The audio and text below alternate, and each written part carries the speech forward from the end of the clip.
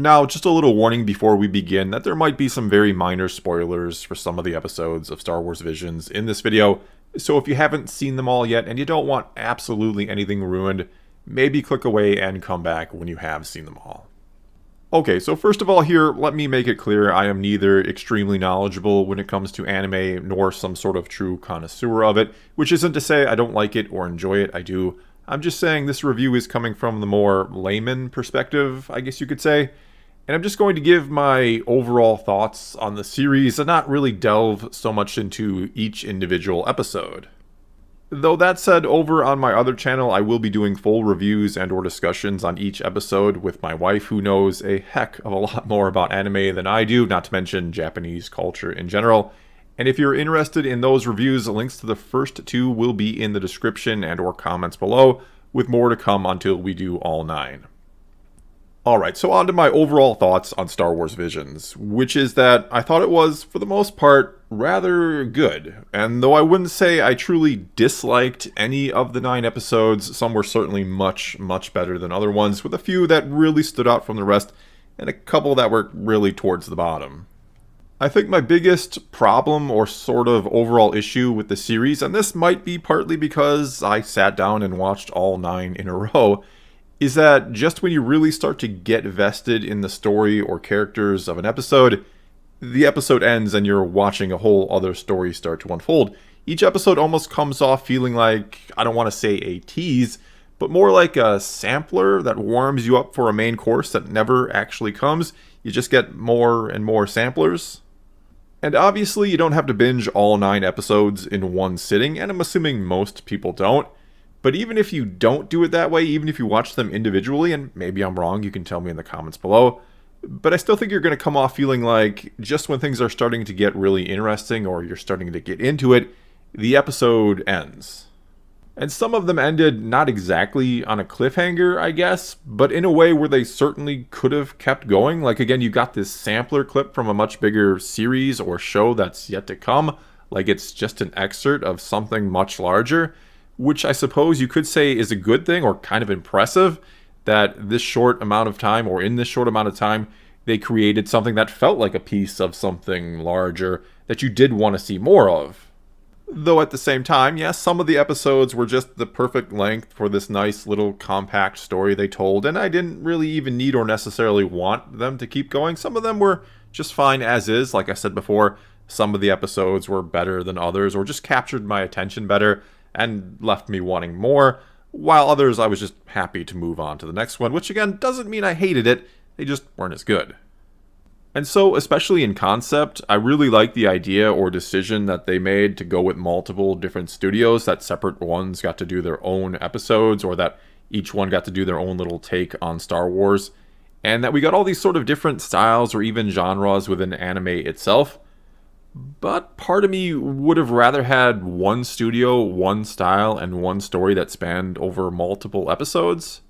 And if we do get more seasons of Visions, or just more Star Wars anime in general, I hope that's the direction they go in. I'd rather just have a multiple episode story than the sampler platter, because I think another sort of problem is, or was, not so much that each studio did the same exact thing or the same story, or even the same premise necessarily, but almost all of them, all the episodes were some sort of take on Jedi versus Sith.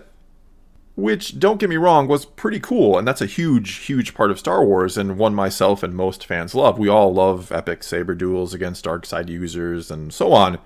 But it felt like almost every episode was just a sort of, again, different take on that dynamic, and a very brief one at that. It was like, here's 15 minutes or a 15-minute story where we're just going to set up a reason for a fight with, in most cases, little or maybe even no context around it.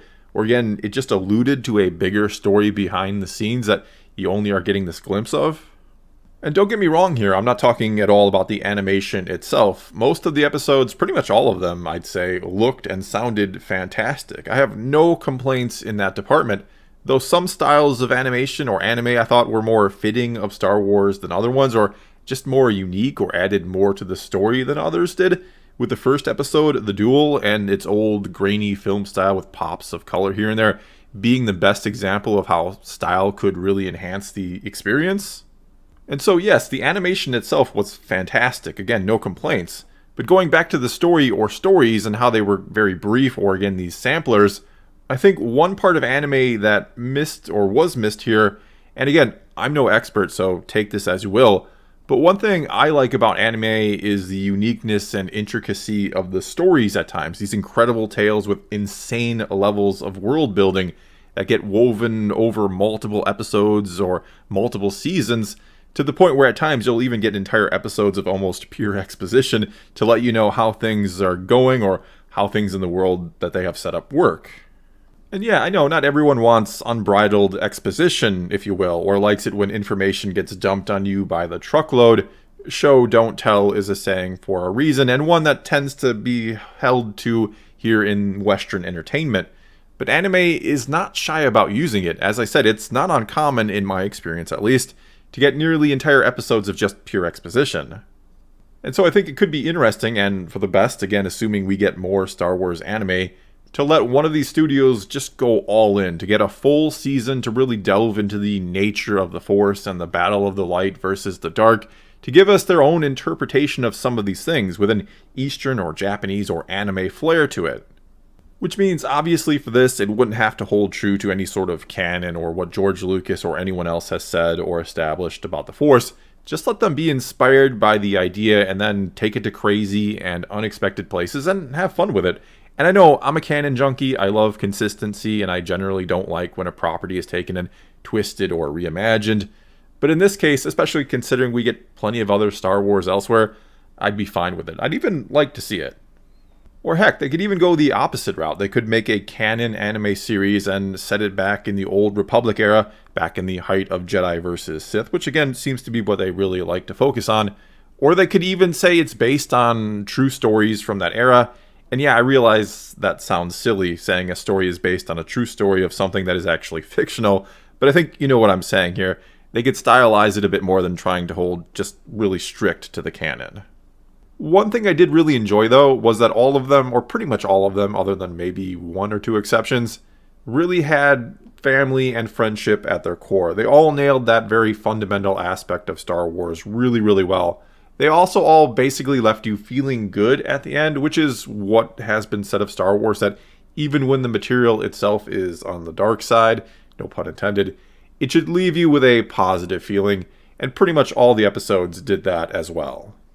So basically what I'm saying here is that yes, for the most part I liked this first season of Visions. Again, some episodes are absolutely better than others, but if they do another season of it, I don't know that I'd want 9 more brief takes or samplers of Jedi versus Sith with cool fights mixed in, as much as I'd rather just see one sort of idea delved into and fully fleshed out over multiple episodes.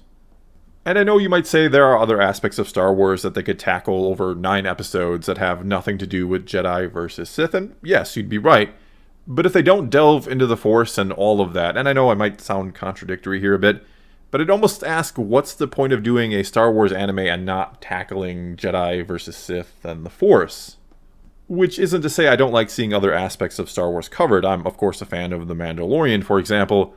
But if you're going to do something special or different or stylistic with Star Wars, I think you should focus on that which separates it from other franchises out there, which is, of course, the Force. I think a full season of an anime that delved into that could be far more interesting than 9 episodes of either separate Jedi versus Sith stories or other Star Wars related things. Well, that's all I've got for you this time. Now I'm also curious to hear your thoughts on this series, be it from someone who is an expert on anime or someone who knows very little about it. What did you think of this? Is it good? Is it bad? Should we do more? Or what? Or you can, of course, check out my in-depth reviews with my wife of these episodes by using the links in the comments or description below to head over to my other channel. Either way, whatever you choose to do, let's talk some Star Wars. And until next time, thanks for watching.